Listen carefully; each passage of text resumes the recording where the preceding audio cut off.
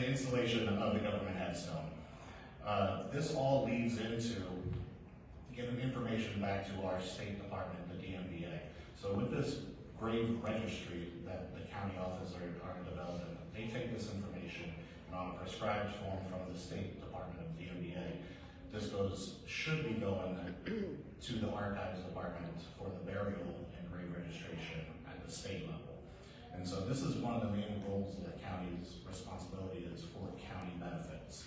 And so this is providing the $100 benefit or the $75 benefits. Our county would like $80 for the deceased service member, and then their surviving spouses.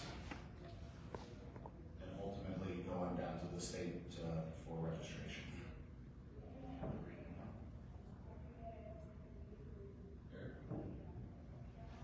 Good afternoon, ladies and gentlemen. If it's okay with you, I'm going to skip on the microphone. Can y'all hear me okay? Fantastic. My name's Eric Kay. I'm the Director of Veterans Affairs for Blair County, Pennsylvania. I've been in that position for about 3.5 years.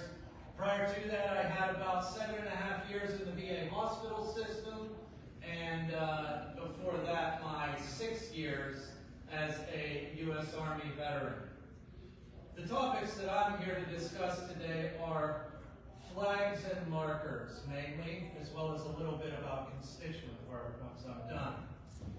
So according to the county code, which we are all beholden to, the graves of veterans within your county are to have a flag and what we call a marker. Many of you will recognize, when I say marker, anyone who's been to a cemetery knows there's those little brass medallions sitting on a stick next to every veteran's grave, and then the flag, of course, goes within that. Those are county responsibilities. It's in the county code that each veteran receives a flag and a marker. Now, it can be a tall order to actually do because I'm sure, especially in many of the older or more urban counties in Pennsylvania, there are cemeteries all over the place, some that have been forgotten. Perhaps the church is closed, the caretakers passed away, or many even that just haven't had anybody buried in them for 100 years, and they sort of go unnoticed. So it's an ever-changing thing, and it's something that we constantly have to keep up with every year. And generally our goal is to make sure that as many of those veterans that are buried in our counties receive that honor. Now, as far as getting the flags and markers from your county courthouse or your office, your warehouse, wherever they come in when they're ordered, to graveside. Generally what my county and many of the other counties do is rely on the veterans organizations throughout the community. It has its pros and cons. Of course, a lot of the veterans organizations are shrinking compared to what they used to. You'll find that in almost any society or fraternal organization, those numbers are shrinking overall. But the best part about it is that at a minimum, once or twice a year, I get to meet with all the people who run the veterans organizations across the county. We get time to talk about whatever's going on, whatever's new with VA, and how we can help the veterans in our counties together. So it does make a great opportunity. Now, as far as how many flags and markers, that's going to vary based on your county and your veteran population and your historic veteran population. So for my county, it's a Class 5 county. We're a little more rural. We have one major city in our county, and that's Altoona. I probably buy about 30,000 flags every year to put out on the graves. That being said, there may be counties, some of the larger ones, say Allegheny, for instance, they may have to order flags into the hundreds of thousands. And that can be quite a cost to the county. Now, the way things are right now, that is our cost. We are responsible for buying the flags and the markers in full. And the markers, because they're made of metal, in the past they were made of bronze, often now they're made of aluminum. They cost significantly more, but they don't need replaced every single year. Many of those will last at least 3 to 5 years, some longer if they take good care of them. But those are, of course, substantially more expensive. Flags generally run under $1 a piece, depending on which vendor you bid it out to. Markers probably around, I'd say 15 is a good ballpark for your markers, 15 per marker. So you figure if you're buying 1,000 markers, that'll add up in the end. But we generally work with whoever we can. Now the county code will say that, well, the two groups that are cited in county code are cemetery organizations and veteran service organizations.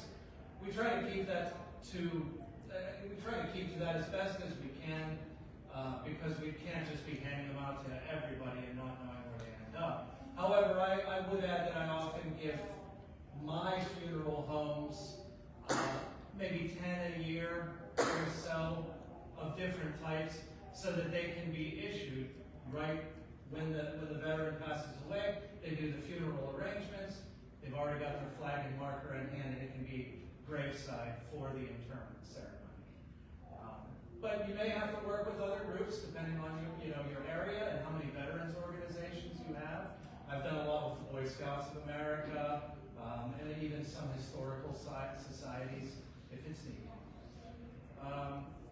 That's the big part for the flags and markers. That's generally your Veterans Affairs Office's biggest expense out of the budget in most cases, barring any special projects they might have. But that's pretty much it as far as the flags and markers. If you guys want to read the county code section, it's 1922A in Article 19. Now for constituent work, that one's a little more broad and open to interpretation. For constituent work, generally, well, you cover a lot of things, but it's generally, we will work with or make referrals to state or federal legislators as needed for veteran constituents. In a lot of cases, what we end up working with is things like lost or never received awards and medals. A lot of times veterans will be years since they were supposed to get it, and they've never got one. Or there was a fire at the house or something like that, and they'd really like to have that medal back. So a lot of times, we'll work with our federal congressman or senator to help get those items. More recently, due to the changes with some state and local laws, I'm seeing bridge dedications very frequently. You'll notice in your areas, a lot of bridges are getting named now. That's part of, there were some policy changes that helped that along, but it also sort of became a bit of a trendy thing for a bit. We've got a lot of bridges that are now getting named for veterans. That's a fantastic thing. As far as your offices, like my office, generally it's getting paperwork about the person that they're naming the bridge after. They may need their discharge paper or information regarding their death or casualty if it may be. So we work with them on those topics and a number of other things depending on what they ask for. The other thing is we'll often be between the association or just our offices themselves, we push veterans legislation as the county's veteran advocates. If there is legislation, some bills working through the state or federal system, sometimes it is us that is on the phone with the local congressman saying, this is the bill. This is a good bill. We like the way it's written. We want to push. As all of you know, the wheels of government turn slowly, so it might be a while till we see those things pass. But we have gotten several through, and just recently, with the help of the state and the association, got Act 60, which that was the one that lowered or removed the veterans' benefits being counted as income on real estate tax exemptions. Well, yeah, all state programs actually, right, covered everything. So it took about 3.5 years, but that legislation did pass. So we just keep chipping away at these changes that need made as we can, and we're there to do it for the veterans and for you. I think that's pretty much all I have. I'll wait for questions. Let me introduce you to my good buddy Tim. Now Tim here is from Tioga County, and he's going to cover a little more on the federal benefits, or excuse me, state benefits side of things. Good afternoon. My name is Tim Cleveland. I'm the Director of Veterans Affairs for Tioga County, Pennsylvania. I've been in a position just over 20 years as a county director. I retired from the Pennsylvania Air National Guard in 2015. I did 35 years of service with the Guard and Reserves. Did multiple tours after 9/11 throughout Europe. I did a tour in Iraq and a tour in Afghanistan. I have served as the Vice President for the State Association for many years. I served as President of the Association, and then 4 weeks after I was sworn in as President, I was on a plane headed to Afghanistan. So my first 11 months of presidency, I served in Afghanistan as the association president also. I'm here to talk a little bit about the state benefits. Your County Veterans Affairs Office is the focal point and the application point for most of the state benefits that are available through the state. The state has a very handy little booklet like this that will describe and go over all the state benefits that they provide through the DMVA. I'm going to highlight some of the main ones that are big in every county office. The first one I'm going to talk about is the Real Estate Tax Exemption program for veterans through the Commonwealth. It is based, there is a financial need, the presumptive that the state puts out every 2 years, they update that. The application process also determines it has to be wartime service. And the spouse of a deceased veteran who is receiving the tax exemption is also eligible. There's been a little bit of change, as Eric talked about, Act 60.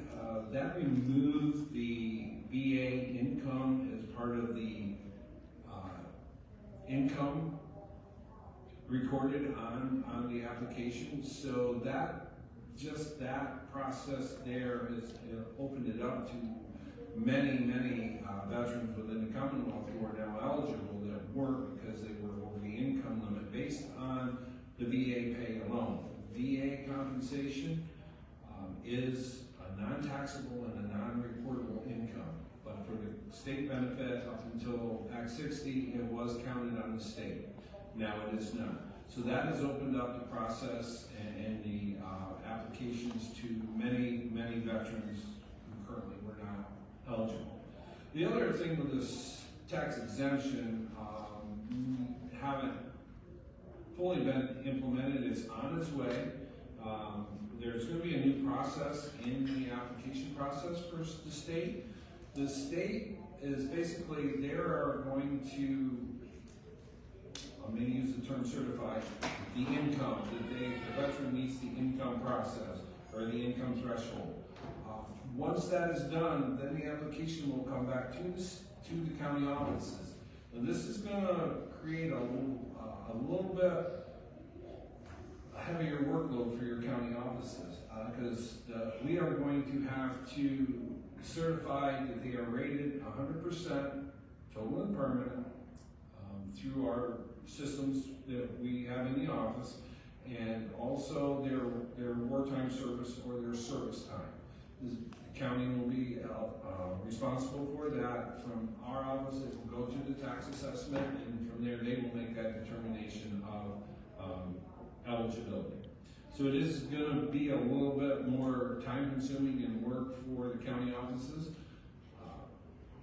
Those counties that are currently with one director or one deep, as we say in the office, their workload is going to increase.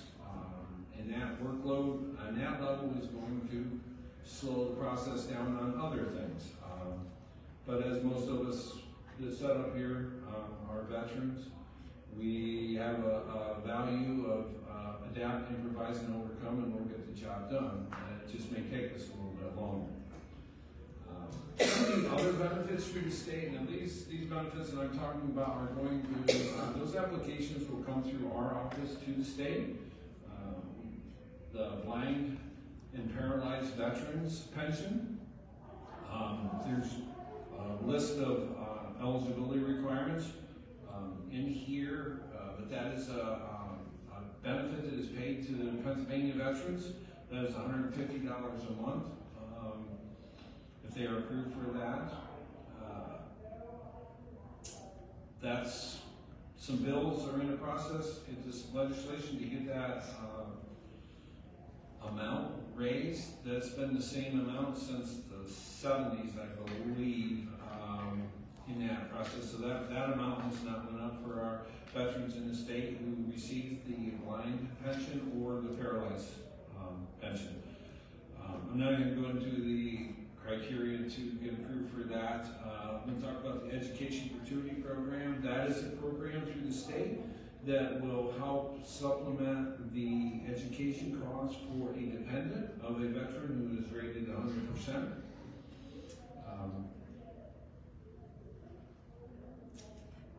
Also, we're not necessarily the application point, but we can assist in one of the state, if one of your veterans in your county is looking into state veterans home.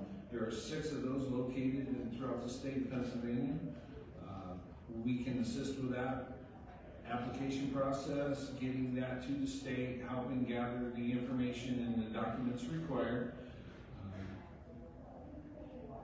The other big one is the Veterans Temporary Assistance Program. This is a program through the state that would allow a veteran and or their spouse to apply for some emergency assistance if there is a loss of income through no fault of the veteran. Storm damage, big one. Before I go a little too deep into some of the other things, in August of 2024, Cuyahoga County suffered a pretty devastating flood. Within the day of that flooding, or maybe even the same afternoon, I can't exactly recall, we were on the phone with the state and talked to Brian and his staff as far as the impact that this flood was going to have on our veterans in that particular part of the county. We were able to work with them to streamline the application process to basically, I needed a DD 214, a couple of our state, our county, our flood declarations, and that was about it. And we were able to submit them to the county, to the state.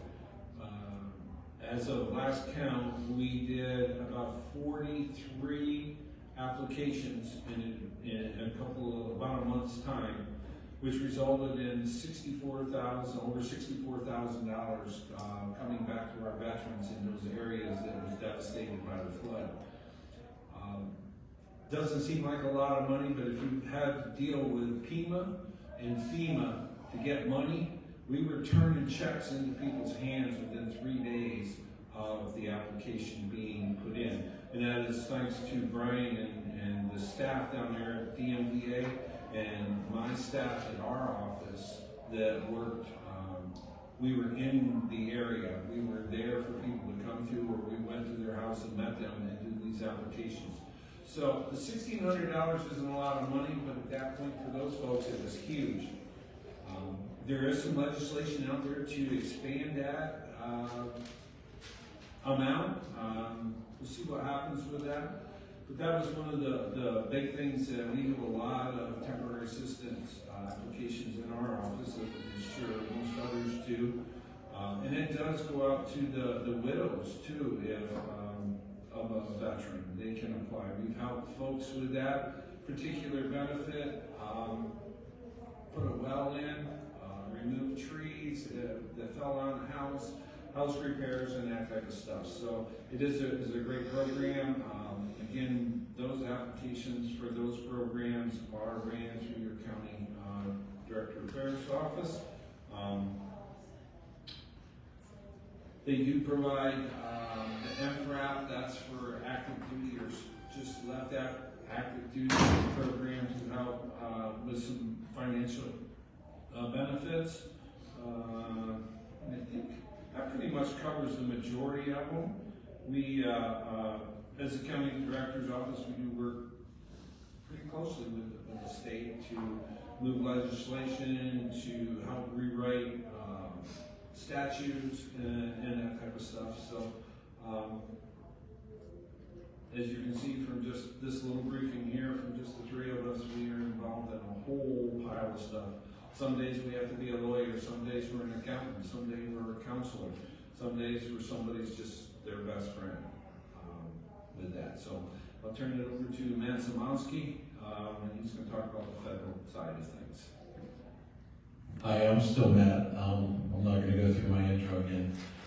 One thing I wanted to do originally, and I didn't, I apologize, is first of all, recognize Brian Natale from the Pennsylvania Department of Military and Veteran Affairs. He is somebody that we, as county directors, our association works very closely with, and he's always been a very good advocate for the county. So Brian is certainly worthy of being recognized. Thanks, Brian. Secondly, one thing that I really should have done is, I'm not going to make anybody stand up, but please raise your hand if you've served in our armed forces. Thank you for your service.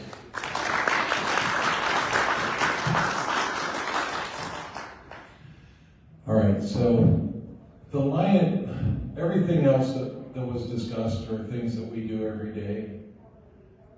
The lion's share of our work is helping veterans access federal benefits, or explain federal benefits, even if we didn't do the claim.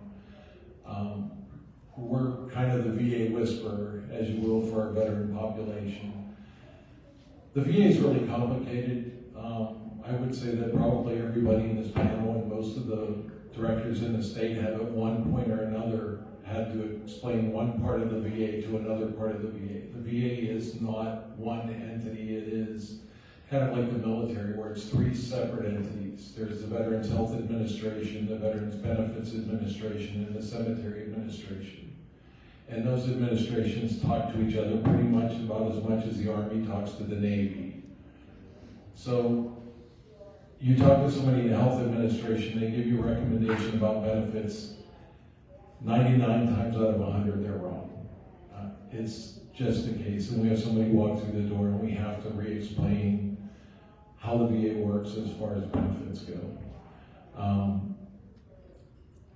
Again, part of what we do is trying to make these complicated processes very simple. One thing that I found that really seems to resonate with veterans is no matter what benefit you're looking at with the federal government, you can usually break it down into two categories. Either it's related to service or it's not related to service. If it's related to service, the VA typically does not look at income or assets. If it's not related to service, they almost always look at one, the other, or both. So you can, translate that to healthcare. If a veteran served in an area where they're likely to have been exposed to some type of chemical, Camp Lejeune, Vietnam, the burn pits in the Middle East, they can access the healthcare without their income being considered. If they didn't deploy overseas, or they weren't somewhere where they were likely to be exposed, the VA will typically look at their income and determine if they meet their means requirements. And depending on income, they can be tiered within the VA healthcare, whether disability rating or exposure, but they work that way. So some veterans will have co-pays, other veterans won't. We explain that. As far as monetary benefits, those benefits again break down into service-connected and non-service-connected. Service-connected being simply something that was either caused by or aggravated by service, PTSD, a broken leg that didn't heal right. You hear a lot about traumatic brain injury. You hear a lot about conditions based on exposure to things. All of those things can be service-connected. but pretty mundane things as well can be service connected. You know, if somebody had been diagnosed with high blood pressure while they were in the service, that can be service connected as well. And knowing kind of how the VA works and what the laws are is the bane of what we do.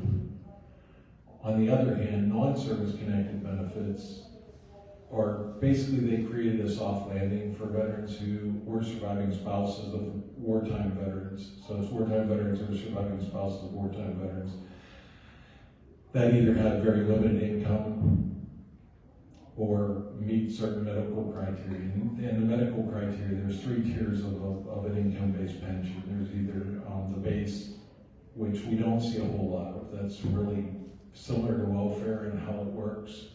Then you have an intermediate called housebound. Again, we don't see a lot of those. The highest level is what's called aid and attendance, and that's typically when somebody needs help with their activities of daily living. And I'm only going to briefly talk about this. I don't want to go too far in the weeds, but that basically is the point when somebody would be looking at having to have a caregiver or go into a personal care home. They need help dressing, bathing, ambulating, toileting, things like that, with at least 2 of them. And then the costs related to that can be used to offset income.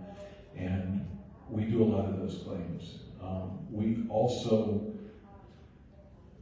have to educate people on the law that says that to assist in a claim, somebody should be accredited.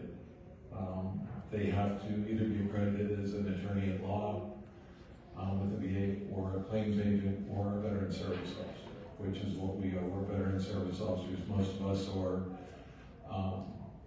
accredited through the Pennsylvania Department of Military and Veteran Affairs with the federal government, which allows us to complete claims legally. There are companies throughout the Commonwealth that are doing these claims outside of the law, and they're charging veterans despite federal laws to the contrary. It's very hard to punish because there aren't provisions that allow them to, so basically somebody has to be harmed, and right now it has to go through the Attorney General's office. There has been proposed legislation that would criminalize it, make it a misdemeanor, which means that your district attorneys would be able to go after them, and we certainly endorse anything that would stop people from taking advantage of our veterans. That's pretty much all I'm going to say about the benefits, but I will say that that is our biggest opportunity for you to maximize what's happening in your county, because those dollars are coming in, and they're coming in based on the work that the people in your office are doing. So I would be hard pressed to find a county in this Commonwealth that isn't doing enough work to pay their expenses in income. You know, in my county last year, there was, well, first I'll say that through the DMVA, throughout the Commonwealth, in the federal fiscal year, we did just under $1.2 billion in returns into the state. And that is just money that's going directly to veterans and the surviving spouses or dependents of veterans. In my county, that was $35 million, just over $35 million. You know, in Tim's County it was 25, but it varies in county size, and typically in smaller counties, the offices do a higher percentage of their veteran population.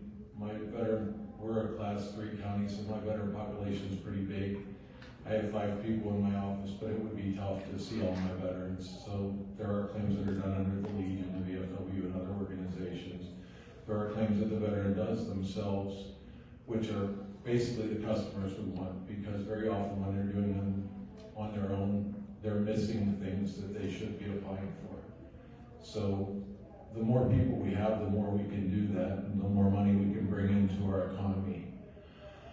With the uncertainty of what's going on in Washington right now, the one thing that we really hope doesn't happen is that money comes out of veterans' pockets. I mean, other than those, we expect that those employed by the federal government, there may be some change there. But as far as VA benefits, we're hoping that that doesn't change.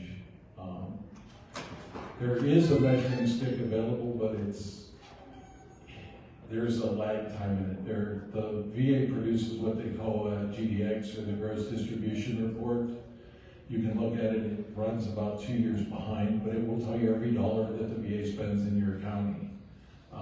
That includes if there's a VA hospital, if they're paying education benefits or whatever they're paying. So you can use that measuring stick and see what they're paying now, but it will be, 2 years behind. So eventually, if there are changes, you'll be able to see them, but you won't be able to track them in real time. But the best way to combat those changes, at least in my view, is to embolden your Director of Veterans Affairs to engage your veteran population, put some resources behind that, and ensure that your veterans are maximizing their benefits. Because I think that's probably the part of the VA that hopefully is the least likely to be targeted. So with that, I think we can open up the floor to questions. Absolutely. Josiah? Sorry, I do want to say a few more things. We did give you an opportunity to hear about our county, state, and federal benefits. I understand it's kind of a little dry, but I want to let you know that as Vice President, I get to talk to all 67 directors across the Commonwealth, and every one of them is extremely passionate on what we do and how we provide benefits to veterans and their surviving spouses. So again, this is an opportunity to help invest in your county office, just like what Matt was saying. Across the Commonwealth, we brought back $1 billion through our departments.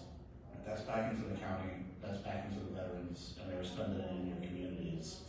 And so, we do a lot of benefits here, as everyone else has discussed, but it's so much more than that. We're working with your other county departments. We're talking with the aging department. We're talking with VIP, children and youth. We're dealing with a lot of different departments, and we're so integrated with all of this. And so again, we're up here talking about this is what the state needs us to do. This is why we exist. But with investment into the office, it can expand and grow so much more. And so it is vital to reach out to your directors and talk with them and see how we can assist the county. I think we're going to take questions at this time. Yes, sir. Yeah, Jack Ryan from Beaver County. Along those lines, just before I left Friday, I signed an intergovernmental agreement with the VA and the county for the suicide and mortality review to set up a law scheme. I had no prior knowledge that, other than being in my mailbox, get a little insight on the funding of that. I think it's going through our behavioral health folks, though, not our local. I believe you're correct. Our county initially had done that, and then our coroner backed out, so it ended up not happening. But as far as I know, that funding was actually coming through behavioral health, or the coroner's office. It was not coming through our office, although we were planning on participating. Okay, so I don't know if the funding's still there. I'm assuming it said that the BMDA got the funding and they're paying for most of it. Our commitment is to set up a team, a law scheme, and have review suicide prevention and training, different activities that we're supposed to provide in the county, and BMDA is supposed to pay for us to be able to get that stuff done. Is that your understanding as well? Yeah, I'll be more than happy to get you connected up with the people on the down, put that together. Yeah, I mentioned that a couple times, just that this time when I got this thing Friday, and I knew this session was coming up.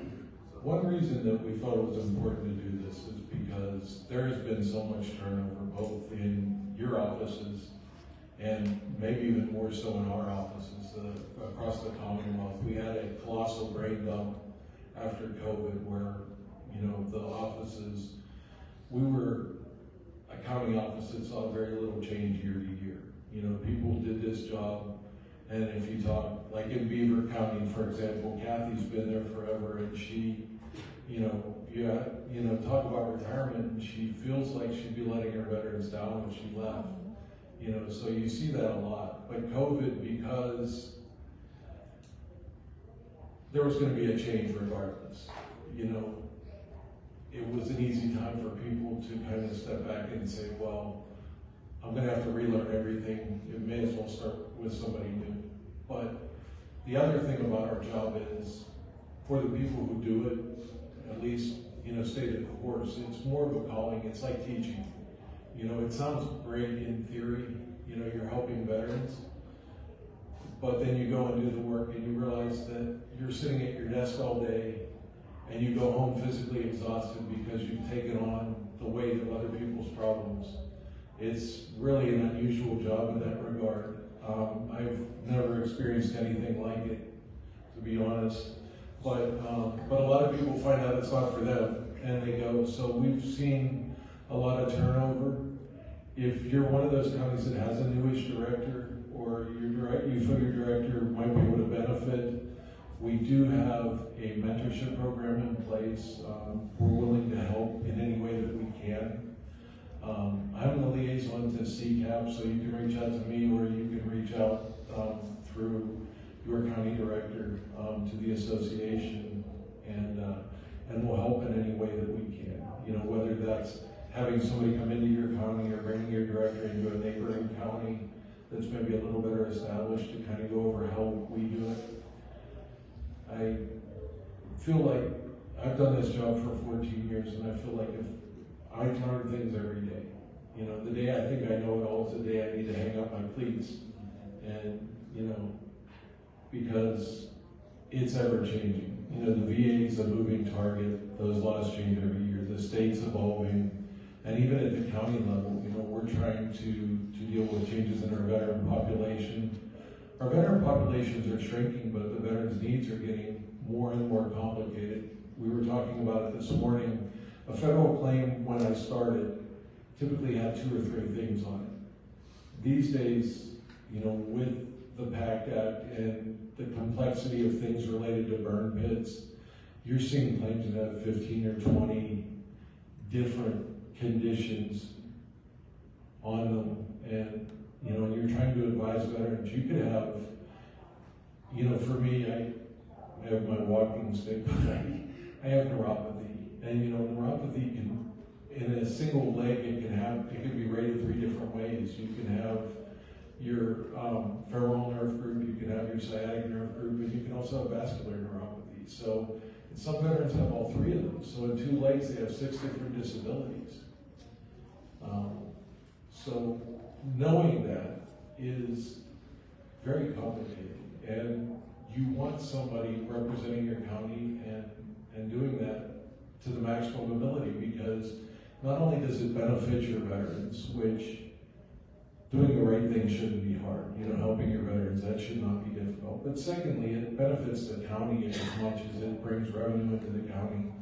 And the veteran is being compensated not because they serve, not because of any one thing, but because their service, as likely as not, to a 50% probability, impeded their ability to earn, to self-support. And that's what the VA is helping with. So you'll see veterans that are 100% that are earning, you know, working full-time, but they may not be doing a job that is consistent with what they would be doing if they had those disabilities. Or may not, you know, they may have to settle for something they didn't really want to do because of the limitations of their ability. So it is not charity. It's not, you know, I know people don't like the word entitlement, but it's not necessarily entitlement, but it's the right thing to do. Did a speech once, and one of the gentlemen, or the young men that was presenting, had won a oratorical contest with the VFW, I believe. And he talked about how the founding fathers gave us the freedoms that we enjoy as Americans. But the veterans are the ones that facilitated that. You know, without those people who had served throughout our history, we would not have the freedoms that we enjoy. So ensuring that they are cared for anything that might be related to their service is very important. I'll get off my soapbox. Thank you. Any more questions up here in the front? Yes, I was first like to say thank you so much for the service of bringing other veterans in. In Lebanon County, we were recently our veterans director needed some time off, and you guys, he didn't tell me who, but he said that you guys helped him out. So I want to say thank you for that. And then the second question is, the numbers that you gave us, does that include values of real estate tax exemption when we vote? What's the question? You're The talking real about estate. You're talking about the nearly $1.2 billion? The real estate tax exemption, in other words, it goes on an individual case. When our director certifies that they're 100% disabled, they come to us and ask to have their local township, their... So that is the only Pennsylvania veterans law that is guaranteed by the state's constitution. Right. And there are certain requirements that exist in that law. But yes, that is not included in that 1.2 billion. That is actually money that is going into veterans. Okay. Being paid to veterans. Now, veterans that are rated 100% permanent in total, or their surviving spouses, based on serving in armed conflict with the enemy, so it's essentially wartime, but it can also be a little bit outside of wartime as well if they participated in an operation where gunfire was exchanged. But the provision was felt of such importance when they created that law that they thought it was necessary to put it in the Constitution and guarantee it. That's both good and bad because the original law really was found to be inadequate. I think any county director would agree that there are certain things that should be changed, but because it's in the Constitution, it's very difficult to change. But yes, that does exist. And again, as Tim had said, a lot of that burden of verifying service and disability is going to fall on your county directors. And you also have to look at whether that may have to go through your individual solicitors as to whether or not there's a conflict of interest, because we're assisting with the application, and if we're deciding whether or not they qualify, that could present a conflict of interest. I'm not a lawyer, although I play one on TV, sort of. But it may, it's not something that I can answer easily. My office is big enough where we kind of set it up so that the supervisory staff will do the assessments and the general staff will do the applications, so that there is a little bit of separation, and the tax assessment lawyer or solicitor in our county agreed that should be sufficient. So I don't think we'll have a problem, but I do think a county that's one deep may have a little bit of a problem, so we may have to find somebody either outside the department or, figure something out within that department. But that will really kind of be figured through working, and that process should begin sometime in June, I believe. Probably a little sooner than that because it just closed for our comments tonight. But one of the biggest things is providing due process to veterans who are applying for the real estate tax exemption, giving them an opportunity to rebuttal any type of denial that may occur. Generally speaking, we're very familiar with the criteria and the eligibility process, and so it usually stops at our doorstep with an explanation. But once it goes through the adjudication process, it's providing due process. So you said that we have to have your county director when there is a lull in your office because of a recovery time. So that's excellent. So that's exactly why the mentorship program was developed, to run alongside with the state, because the state does also provide outreach and help those counties. But our county association is vital too. And so this is where each county director and the deputy directors of the office have an opportunity to be part of our association to help push legislation forward and understand those bills and talk to you guys. And so, yes, continue with the County Association of Veterans Affairs. If you guys aren't familiar with it, please get with your directors and talk with them about it. it's extremely vital to keep benefits flowing with the state back down to the counties. We had a question back here. First, I apologize for having to come in late, but plumbing problems do not respect CCAP time, so I apologize for that. I listened to parts of what you said, and I just have a couple of comments and then a question. So listening to the amounts that you stated are just appalling to me. And I mean, I appreciate any benefits, but my dad was a World War II vet, and so to hear that the numbers haven't changed in like 20 years is just rough. So I'm glad to hear that there's some advocacy and some movement on trying to get those raised. But as you're saying that, I wonder if there's something that could be done on the front end. When these young men and women are signing up for service, is that where they're told what the benefits are? Or is that completely separate from their commitment to join a branch of the service prior to coming on board? It's separate, but, So as far as what they may be eligible for, it's not really told up front. It's more, it's what we call the Transition Assistance Program, a TAP program for anybody leaving the military, whether it's active duty, guard, and reserve who have been activated. The TAP program is designed to let them know what benefits are available through them. The state runs, Brian's group will be at Carlisle Barracks. Do you guys do one at Toby Hanna too? There's some, most of, what's that? He's not at the barracks. Okay, 2 times a year at the barracks, at Carlisle Barracks, for local, Pennsylvania veterans for leaving service. If you're leaving active duty, every person is required to attend the TAP briefing. What we see in our office is, I can tell you from my experience, we got off the plane at the 193rd Special Operations Wing down here in Harrisburg in Middletown. We got off the plane on a Thursday night about, 2, 3 o'clock in the morning. We throwed our bags down in the hangar. We laid on our bags, got a couple hours sleep. They woke us up at 8 o'clock. We go to the TAP briefing.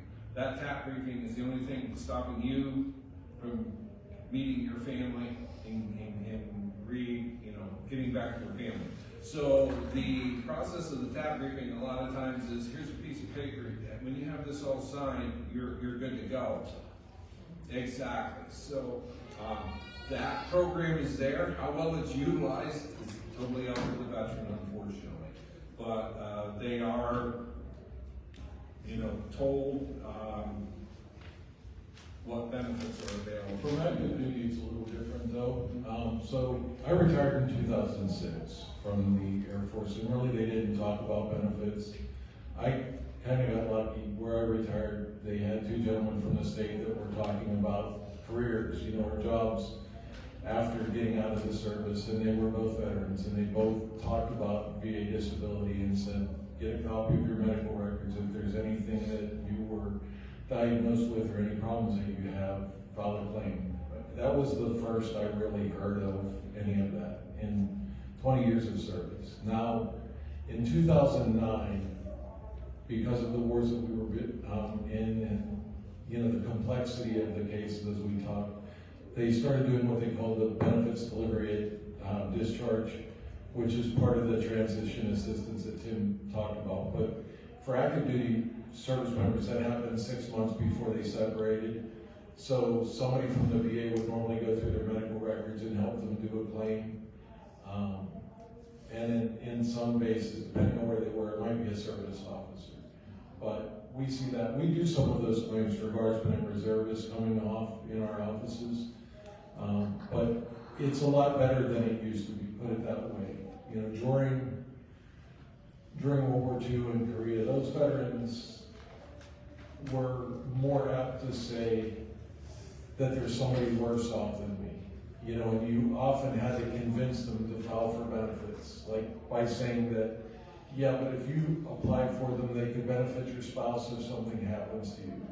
Or the way that the VA healthcare is funded, they get X number of dollars per veteran that is enrolled. So if you enroll and you don't use your full allotment, you're actually making more money available to veterans that might need it at that particular hospital. So sometimes the way to get veterans to seek help was to tell them that you might be benefiting somebody else by asking for it.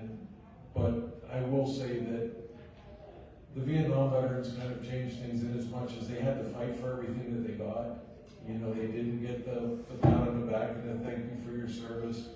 And I think generally speaking, that is why we as a nation, veterans are one thing that are truly purple. You know, it doesn't matter what letter's next to your name. I think just about everybody can get behind a veteran. You may not agree with the war, but you don't hold it against the people that were sent there to fight it. And that's another nice thing about working in the area that we do, is that you don't get a lot of bounce back. You know, you don't get a lot of disagreement. You know, we may not agree fully on the house, but the whys and the, you know, is it the right thing to do is normally something that we can all get behind. But thank you for your question. Thank you. Anybody, any other questions? Well, we can make ourselves available if you have a one-on-one question for your specific county. We'll be here for a little bit. Thank you for coming. I hope we, you know, at least open your eyes a little bit.